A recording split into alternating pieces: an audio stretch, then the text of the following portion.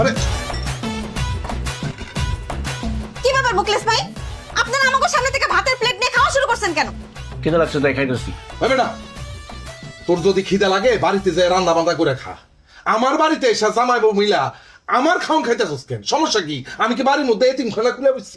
কারণ আপনি আমার দোকান থেকে বাকি নিয়ে বাকির টাকা দেন নাই, এই জন্য আমি বাড়িতে কোনো বাজার করতে পারি নাই, তাই আমার বউ কোনো রান্না বান্না করতে পারে নাই। সেই জন্য সিদ্ধান্ত নিয়েছি এখন থেকে 3 বেলা আপনার বাড়িতে খামু। শুধু খামো না, আমরা এখন থেকে আপনাকে বাড়িতেই থাকুম, এই বাড়ি ছেড়ে কোথাও যাবো না। এসব কি করছেন ভাবি?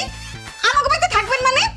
ঠিকই কইতেছি ভাবি, শুধু আপনাকে বাড়িতে থাকুমই না, আপনি যে সুন্দর সুন্দর শাড়ি চুড়ি এগুলা পরেন না, এগুলা সব আমি আপনার থেকে নিয়ে ব্যবহার করব। আর বারেক ভাই, আপনার শার্ট প্যান্ট কিন্তু আমি পরুন।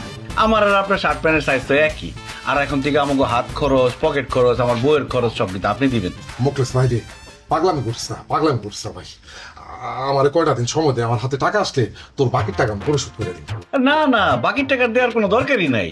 আমরা আপনার বাড়িতে থাকুম, খামু, জামা কাপড় পরুম, সমস্যা কি? সমস্যা অনেক কিছু। আমরা জামাই বউ একলগে থাকি, আপনারা আমাকে লগে থাকবেন কেন? ওই বাদাইমার ঘরে বাদাইমা, তুই ওগো দোকান থেকে বাকি খাইতে গেছিস কেন? ওগো তার যত টাকা আছে পাওনা টাকা সব দিয়া বিদায় কর। বাবা রে, ও ঘরে যে টাকা দিমু, আমার হাতে তো এখন কোনো টাকা পয়সা নাই। ও টাকা নাই? তাহলে খুব ভালো হয়েছে, পারবেন আমরা কয়েকদিন এই বাড়িতে বেড়াতে পারুন। পারবেন, তোমার কি খাওয়া দাওয়া হয়েছে? পেট ভরছে?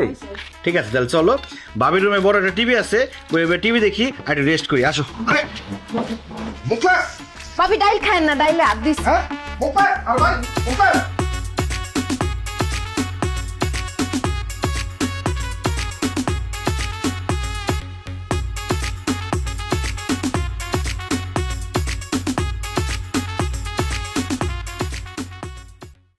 সুন্দর হয়েছে এটা। কোনটা ভালো? এটা ভালো?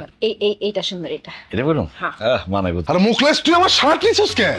আরে শার্ট পরুম, অসুবিধা কি? এই শার্টটা সুন্দর আছে, আমি পরুম। হ্যাঁ ভাবি, আপনি আমার শাড়ি নিয়েছেন কেন?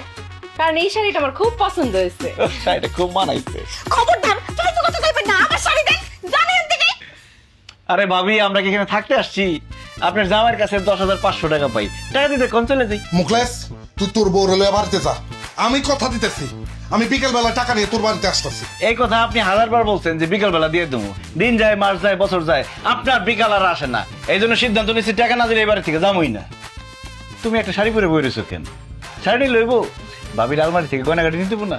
ভাবি আলমারির চাবিটা দেন, গয়নাগাটি নিয়ে আসি। দেখ আরে ভাবির কাছে চাবি চাইলে ভাবি দিব, আলমারি ভাঙ্গা নিয়ে যেতে বলছে। চলো ভাঙ্গি তাই। আল্লাহর দোয়া লাগি, আল্লাহর দোয়া লাগি, আমার আলমারি ভাঙেন না।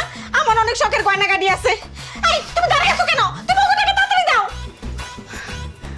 এই সপ্তাহ 30 টাকা রাখছিলাম,